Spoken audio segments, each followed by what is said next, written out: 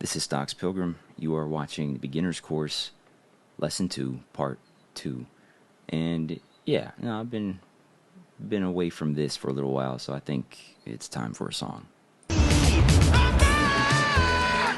Still got the moves. Just ain't every one of you. I'm the sheriff around these parts. Okay, I'm really gonna enjoy this. Day by day, day by day. This song is fire.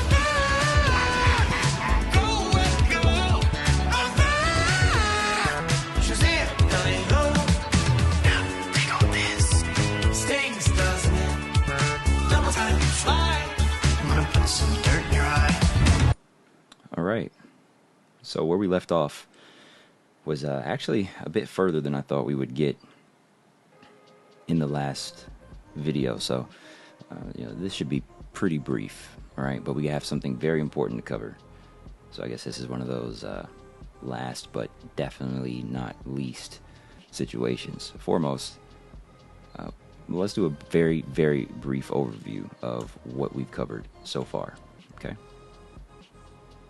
Market makers, margin, making it through PDT. Well, we've covered what market makers are, right? They provide liquidity. They allow you to get in and out of your trades, and they profit from the bid-ask spread. They do not terrorize the retail trading community. So I think that's the first and maybe the most important takeaway. They're not Magneto, right? This is not what they look like. Okay? At least I've never met any that look like that. Certainly you could put a helmet on and you could do something similar to that, but that's besides the point.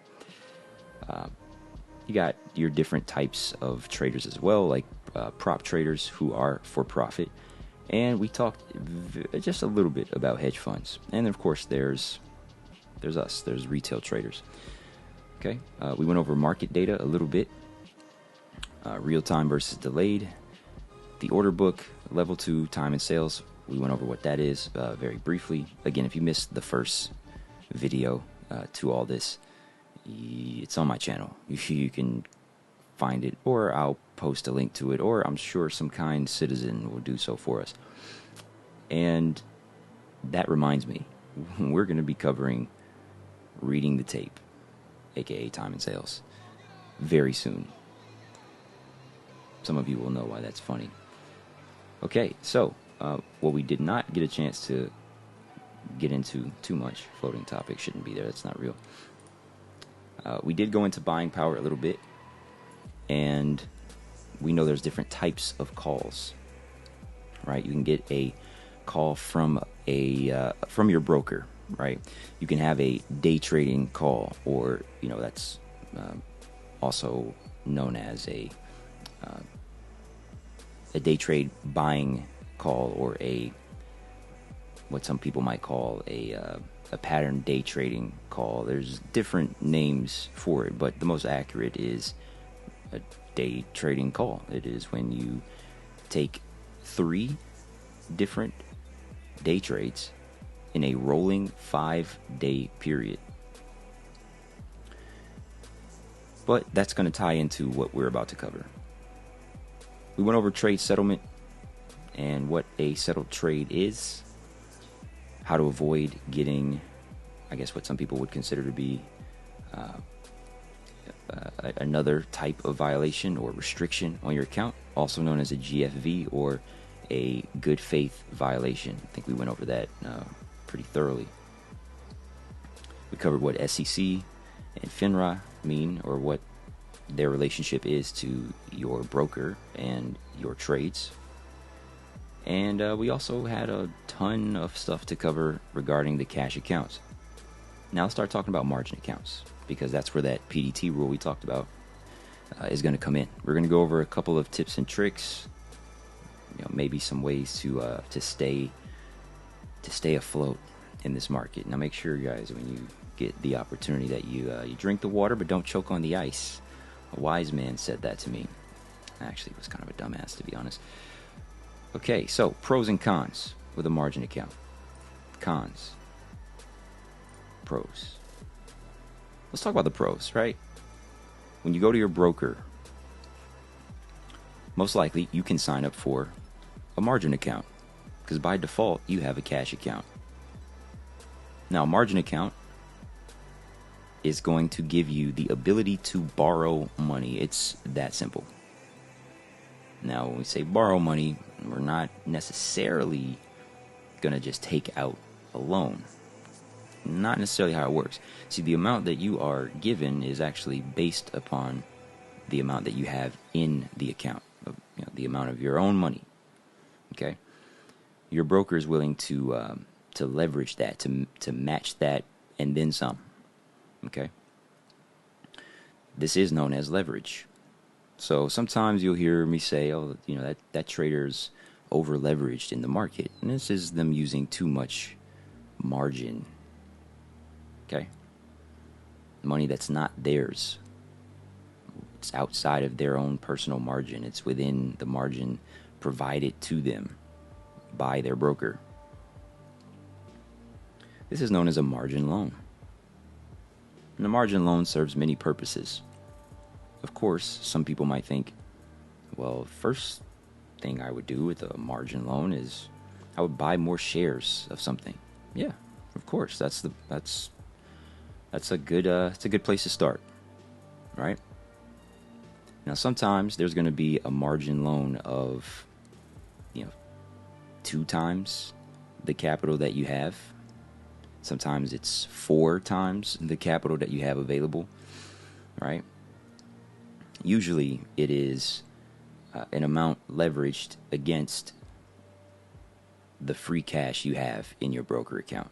Now, again, every broker is going to be different. They're all going to have their own rules, but it's important that you know that this exists. Now, when you get a margin loan, as with any other loan or most other loans, if you borrow money, you have to do what? You got to pay it back, right? But not just the money that you borrowed, you pay back that plus interest. So, anytime you borrow something on margin or borrow money on margin to purchase stocks, guess what? You're going to pay a percentage. You're going to be paying a fee on that as well. Again, I'm sure this is not surprising stuff. This is pretty basic. Now, with this margin loan, you have requirements to meet for each broker. Now, there's a few different types of requirements. The first one is going to be called margin maintenance. You might want to look into that. You might want to write that down. Now, margin maintenance, there's a requirement, which is a certain amount of money that you have to maintain in your account at all times in order to be given those privileges. Okay? Now, maintenance margin can vary a little bit from broker to broker. FINRA requires 25% minimum maintenance. Minimum maintenance margin. Okay? This is 25% of the security's total value that should be available. Now, you can also refer to this as like a minimum maintenance, maintenance requirement. Both of those phrases also work. Now, some brokers are sticklers. They might require like 30%, 40%. Okay? What this means is if I have $100 or $1,000, let's say $1,000 in my brokerage account, and I go to purchase, let's say, $600 worth of stocks, and I have $400 left. Well, that's 40% of that account's total available, total assets total. 40% of that is cash. I would meet the 40% requirement. If I were to buy $700 worth, well, I would probably get a notice from my broker saying, hey, you are not meeting the margin maintenance requirement. Not 40%, you're at 30%. So I would need to go and deposit money, or I would need to liquidate some of my position, which is, not always convenient or ideal. Now, there's other scenarios that can make this difficult, especially if you're tied up in a trade and you don't have the capital. Yeah, that's one way, right? It's one way that you could get stuck. You can get that call from your broker. Not an actual call, but it'll be a notice. Another thing that could happen is, in order to maintain a margin account, especially if you're, let's say, we're going to talk about day trades in a second, so I guess we'll hold off on that just for a hot second. When it comes to this margin maintenance requirement, let's say you got $20,000 in the account, you buy $10,000 in cash and $10,000 on margin. If that drops, if the total value of the stocks you have drop to 14,000, the amount you borrowed, that 10,000, right? On margin, it remains 10,000. Your equity worth, the amount that you actually have, your cash, your money, is now only worth 4,000, which is below 25% of the minimum margin requirement. Does that make sense? Again, let's think about it. 20,000 to start. 10,000 cash, 10,000 borrowed, right? 10,000 on margin. Okay. Now, my stock tanks, my $20,000 of stocks, whatever, tanks to 14,000. $14,000 now. The amount that I borrowed on margin is still 10,000. The bank still gets their money. I only have $4,000 left, and the agreement, if it was 25%, right? What's 25% of 20,000? This is an easy one. It's $5,000. But what did I just say we dropped to? 14,000, which means I only got $4,000 of the 5,000 that's required for me to maintain in my brokerage account. Again, your broker will have some very clear rules for you. I don't want to get into too many different scenarios here because your broker might be different. These are things you got to consider when choosing one. Now, it's not that big of a deal as long as you stick to some general rules, which is, personally, I don't borrow any money on margin to purchase anything. I will talk about this in a second in a different way that this can be helpful, though. Now, that's about what we need to know regarding margin maintenance. Something else you should think about. Whenever you get into a trade, just like we talked about with the cash accounts, you have to wait for the funds to settle, right? Well, with a margin account, that is not the case. In fact, with a margin account, that is the pro. You get what's called instant replenishment. Some brokers call this instant recycling, whatever. If I got $10,000, okay, I make a trade, $10,000 in cash, and that trade becomes $12,000. Guess what? A margin account, I got $12,000 right there. And most brokers are going to allow you to withdraw that $12,000 minus whatever whatever their margin maintenance is or their account maintenance is, right? So what I'm saying is, in a margin account, even if you never borrow any of the money itself, technically you are borrowing the money when it goes back into your account just by default, while your money from your trade, your proceeds from your trade, settle. Okay? Now, some brokers, like I said, in a margin account in good standing, you can do that. You can withdraw that money right away. Again, minus whatever fees, and what needs to remain in the account. Usually it's a small amount. So that's awesome, right? That's a cool thing to be able to do. It's a cool thing to have. And there's a reason you don't want to screw this up. Let's talk about where this becomes tricky. Some brokers, each one's going to have different details, but the general rule, if I have $10,000, and I go and make a trade, and let's say I put all of this money into one trade, and I come back with $12,000 total, right? I made $2,000 profit. This money that I have now, it's great. I can withdraw it. That's awesome. However, you must be aware that if you started the day with that 10,000, your day trade buying power, this is what you want to write down, your day trade buying power may have changed. The general rule is when you start the day with a certain amount, that's your day trade buying power. When I say start the day, I mean you must have held this amount overnight. This is where a lot of people get tripped up. If you have E-Trade or you got Thinkorswim, surely you may have been warned about this before. Usually you'll get a prompt, you'll get a warning. It'll tell you. I start the day with $10,000, right? I held it overnight. $10,000 cash. I take a trade for $10,000. I profit $2,000. I got $12,000 total. Okay. Now here's where it's going to get a little tricky. I don't have any illustrations for this. Each one is different, but I want to show you this. Okay. I want you to remember what this is called. Now, there's something called overnight buying power, and I know for a fact that E-Trade calls it Reg T. Now, once again, you're not going to get anybody giving you this information for some reason. In fact, I feel like even those guys over there at E-Trade, no offense, E-Trade guys, but they're not even going to give you this information accurately, unfortunately.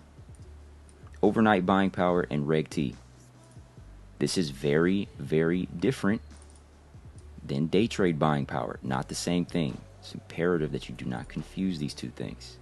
Oops, I changed the color of the border, which is not what I wanted to do, but I wanted to actually change the color of the text. There it is. Cool. Overnight buying power and Reg T. All right. And then we also have our day trade buying power. Two different things. Okay. Now let's talk about it. We start today. $10,000 cash. Place a trade. Make $2,000 profit. You got $12,000 now, right? So we just used up our entire $10,000 of day trade buying power. But now we have money now, right? We have $12,000 total on margin. Our trade hasn't cleared. Okay.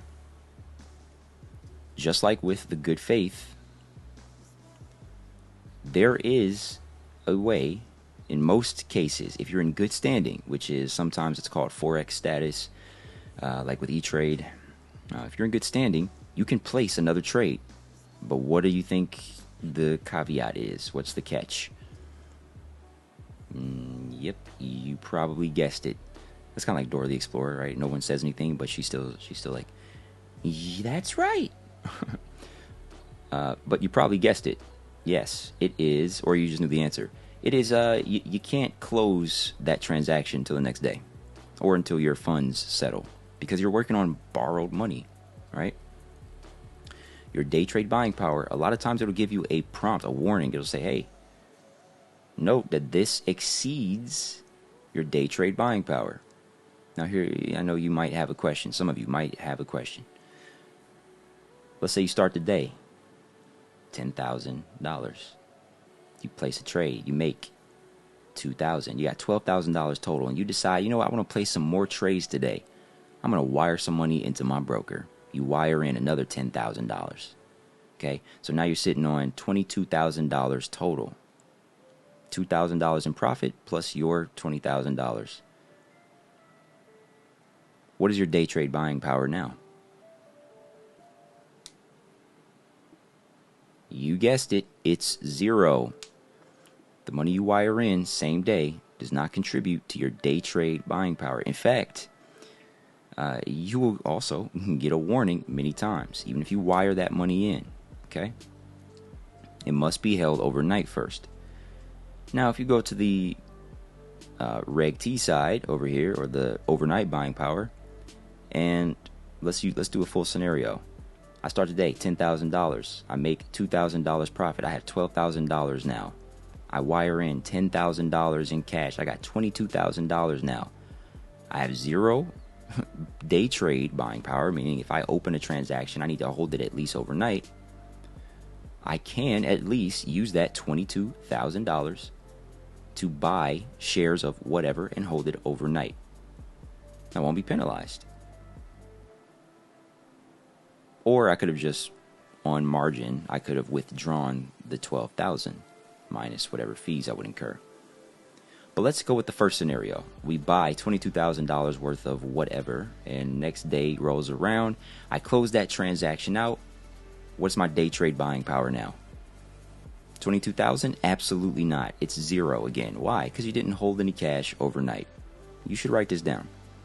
It is a pitfall that many new traders make. It's one that I made many times. It's a mistake that I made many times. Okay? And don't rely on calling the broker for them to explain this properly, because many of them won't. Now, if you violate this and you close the trade anyway, what do you think happens? You're going to get what's called, well, it's this two things. Let's say you have at least 25,000 in the account. You know what's going to happen? You're going to get hit with what's called a day trade call. Okay? Now, the day trade call is going to take your account from, good standing, let's say maybe 4x status to maybe 2x status, which is the amount of leverage that you get. Instead of getting 4 times the capital or liquidity that you had in cash, you might only get 2 times that. You also might not get instant replenishment. They might hold your money after you close the transaction or close the trade. They might hold it to the next day instead of releasing it to you the same day for you to be able to withdraw it on margin.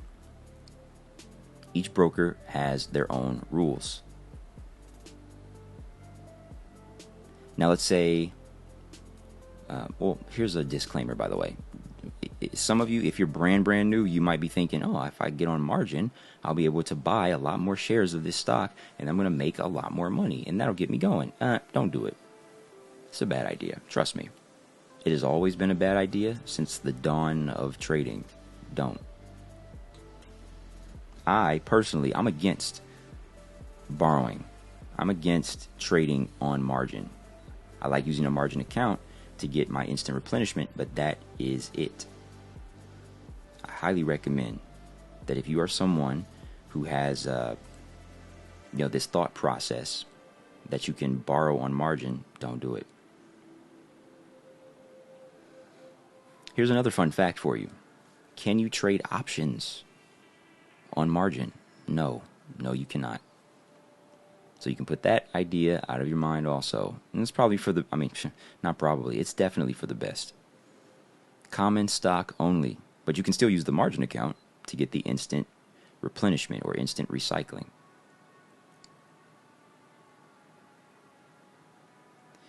Now let's talk about PDT, the pattern day trade rule, right? You guys have definitely all had to deal with this at some point. Oh, look at that. I didn't even open this, but I was right on target. Pattern day trade rule. No, I didn't rehearse this. The pattern day trade rule states that you cannot make 3 or more than 3 day trades in a rolling 5-day period. That does not mean 5 days in a week. So if you start on Monday and you have 3 day trades, you're not liberated, right? Like by next Monday necessarily. It doesn't mean you can do that Monday through Friday and then be good again. Or you can't do that on a Monday morning and then be good Friday evening. This also means you can't do this on a Monday and then a Friday, with the rest of your trades, and then have all of those trades replenished because it's a new Monday starting the next week. Not how it works. It's a rolling 5-day period. It means the days from when you take that trade. Now, I'd highly recommend you get clarity on this. Most of you, again, I'm sure you've had this experience. Your broker will warn you first. The SEC has been very what I'll call considerate, which, I don't know if that's a great thing to say. I had to tell my Amazon Echo to shut up. It was trying to, like, remind me of something. Like, I'm recording right now. So, it's a rolling 5-day period. I would write that down. Now, personally, I think the PDT rule is stupid. As most traders do, I find. Right? I find most traders think it is arbitrary.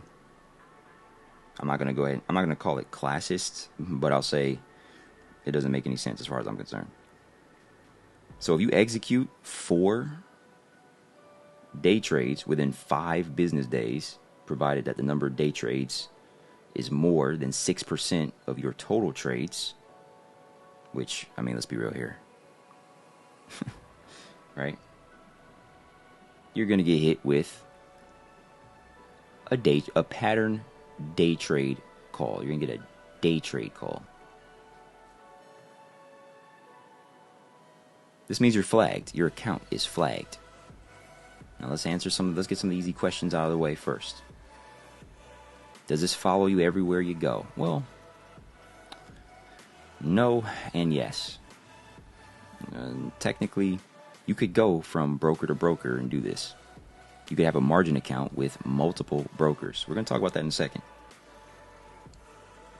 But once that account of yours gets flagged, you're going to get a margin call. And then you're going to get hit with what's called a minimum equity call, minimum equity requirement. What do you think the minimum equity is? It's $25,000. So then you're going to get 5 business days to put the, $25K in your account to meet the call.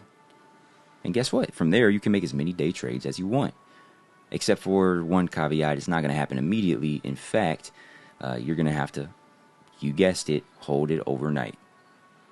You're going to need to deposit the $25K, hold it overnight. Bam, now your account will have that pattern day trade rule lifted, and you should be good to go. However, if it resulted in a violation beforehand, your minimum equity call might be more than $25K. Now that gets a little bit more complex, but let's say you had $50K in an account and you traded quite a bit over that amount, and you traded more than 4 day trades, but then you blow the entire account, blow all of it up. Well, you're going to owe more than, or you're going to have to deposit more than $25K to satisfy the call. Why? Because you placed a day trade when you didn't have the correct amount of capital in the account.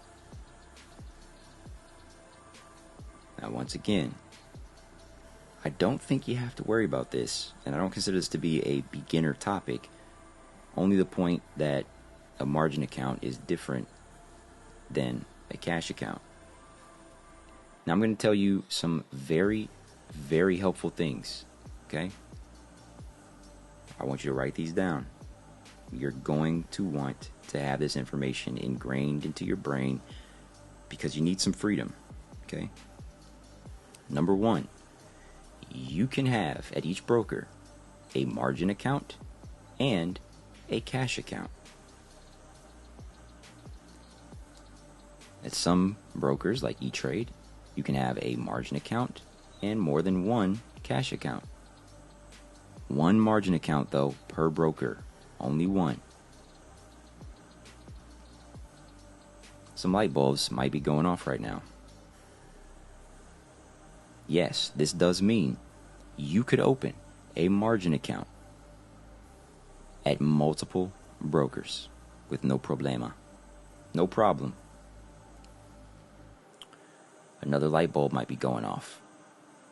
Yes, this means instead of taking that $10,000 that you have, right?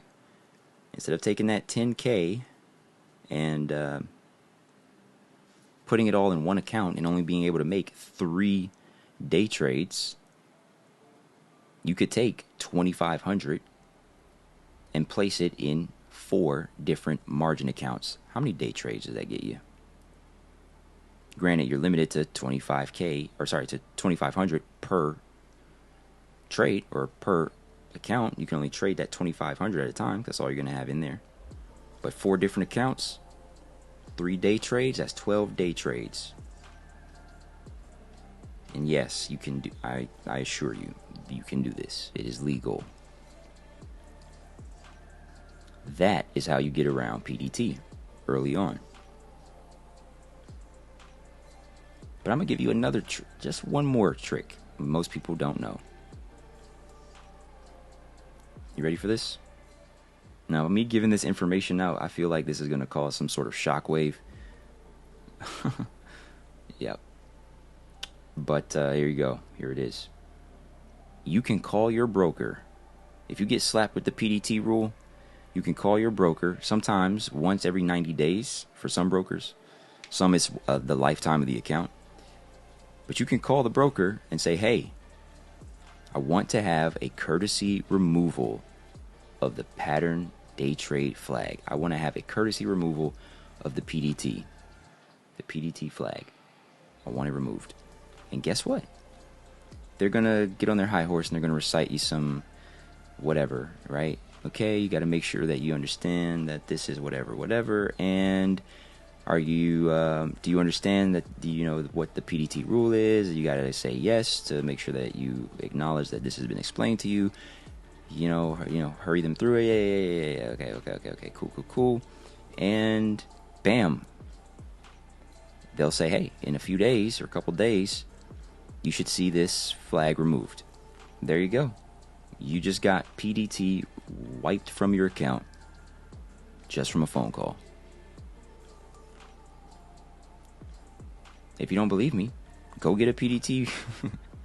Go get slapped with the pattern day trade rule right now. Test it out for yourself. No, but seriously, this works. Okay? And again, this is, if I'm not mistaken, every broker. I don't know about Robinhood. I have never heard anyone trying it there. I don't know if, or maybe someone has. Yeah, actually, maybe we have heard about that. E-Trade, definitely though. Thinkorswim, for sure. Interactive Brokers, yep. With E-Trade, it's like the next day. Next day, your account's back to normal. As long as you get the, again, overnight. Overnight, let the systems reset, and you're good to go. So those are 2 tricks that you can use.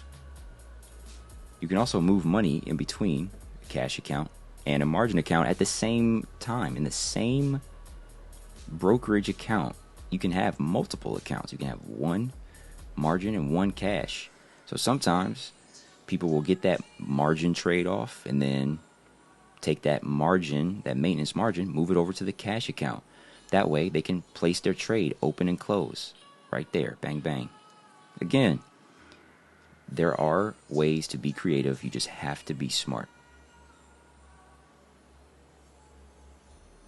So between last video and this video, it's 2 hours on brokers and market makers, etc.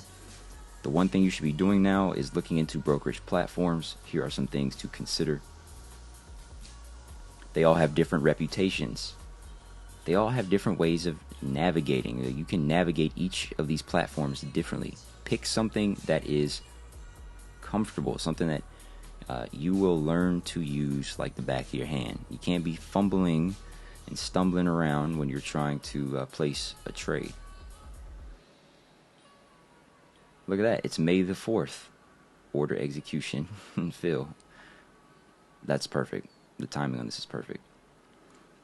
Not all brokers have the same order fill or the same order execution. So if I want to hit the ask price on something, my broker needs to be able to get that order filled.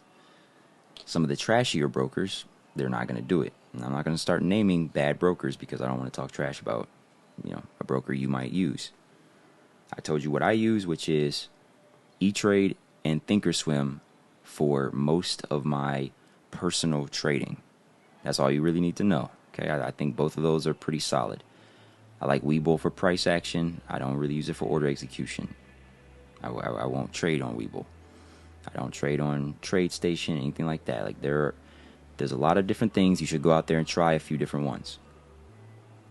Actually, if you're thinking about this pattern day trade rule anyway, you're going to want multiple brokers. You're going to want to go learn them. Thinkorswim is also pretty solid. You should also think about their customer service reachability. How easy is it to get somebody on the phone? Let me tell you, Webull, from what I remember, not very easy. Thinkorswim, pretty easy. E-Trade, pretty easy. Whether you get someone helpful, that's going to vary by day. And vary by the magnitude of the issue that you need resolved. You'll also want to know what their policies are outside of what the SEC enforces. Kind of like what we talked about with the amount of time before an account is reinstated, or not reinstated, but before a call is lifted, how knowledgeable their people are, and then the hold, clear, and transfer times. Fastest broker, E-Trade, easy. When it comes to wiring money in, my money is always available same day. Wiring money out, same thing, always same day. Thinkorswim, I don't have that exact same experience, but they're not bad. Thinkorswim has their own clearinghouse, and when you send the actually, it's the other way around. No, E-Trade has their own clearinghouse. Thinkorswim has to go through, is it Wells Fargo? I think so. And they're a little slower when you wire money there. You got to wait a couple hours sometimes. But you can call in if you have a trade you just absolutely have to place, and they can verify that the money's there. It just hasn't cleared yet. One of their brokers can place a trade for you over the phone. So more information. I'm dropping gems right now, man. All this comes from experience. What's another thing I can tell you? Same thing for wiring money out too.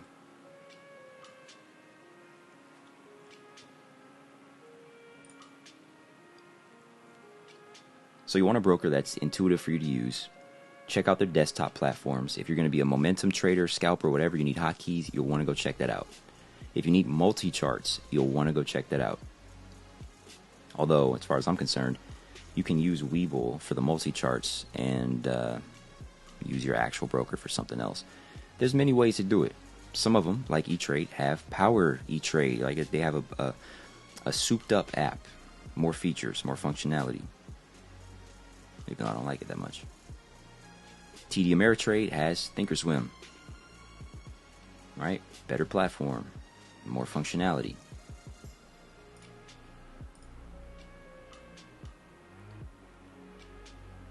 What I use, I've already gone over that.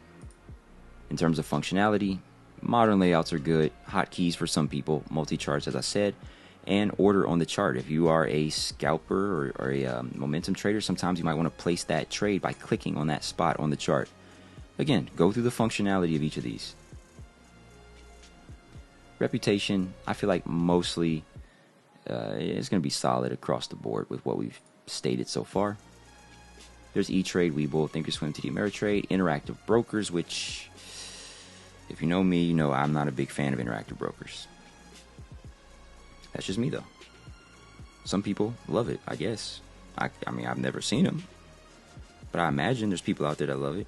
I don't know if they exist for sure or not, and I will never endorse interactive brokers, but my reason for disliking them has a lot to do with my personal experience, or it has everything to do with my personal experience, but mostly my orders not getting filled, or filling late, and getting bad prices. TradeStation, easy. That's another one that's the layout pretty cool. Whether or not it's functional, couldn't say. Pay very close attention to the fees also. The fees vary. Interactive Brokers has some crazy fee structure, so you need to think about that. Lastly,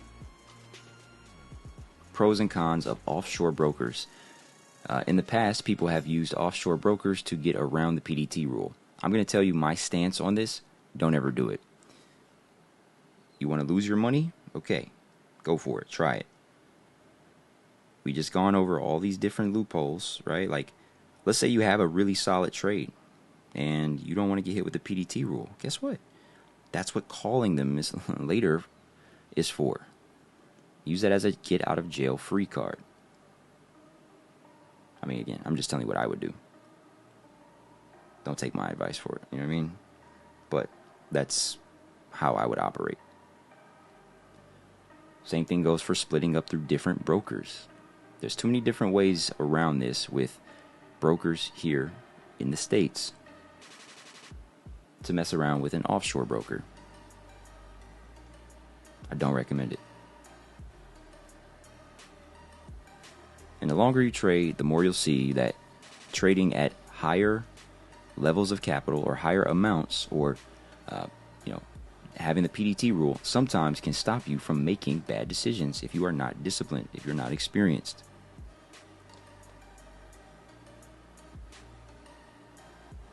And that's going to conclude this part 2 of lesson 2 in the beginner's trading course. I hope this helped. If you have any questions, type them in the comments. I will actually start going through the comments to read up on what people are asking. This might help me when it comes to how I do future videos, as well as what kind of material I include. Hope you guys are doing well, and lesson 3 will be very soon. Take care.